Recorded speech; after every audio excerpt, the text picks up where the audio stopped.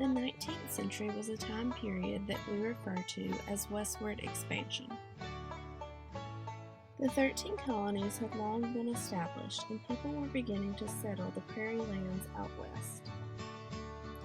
When families settled the prairie, they would often settle in an area where no one else lived. This gave them lots of land to farm. Settlements would sometimes be so far out that a trip to town took an entire day. Children usually had to walk to school, and their walk could be several miles. However, children did not spend as much time in school as they do now. Back then, children had to help out on the farm and around the house. Some of the children's responsibilities included feeding the animals and helping prepare family meals.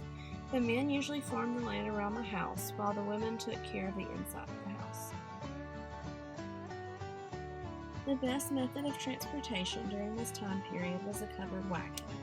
The summers out west were hot, and sometimes there were really bad storms. The winters were extremely cold and filled with heavy snow. The book Sarah Plain and Tall by Patricia McLaughlin is set in the 19th century. The book is narrated by a young girl named Anna. Sadly, Anna's mother dies shortly after giving birth to her younger brother Caleb. Anna and Caleb are left to be raised by their father Jack. After several years of trying to tend to the farm and raise his two children, Jack decides that he needs help. He places an advertisement in the newspaper for a wife. A young woman by the name of Sarah responds and agrees to come live with Jack, Anna, and Caleb for a month. In her letter, Sarah describes herself as plain and tall. Sarah is from Maine and lives by the ocean. Moving to the prairie is a big change for her. There is no ocean and there aren't any fish. Instead, there's wide open land filled with cows, sheep, and chickens.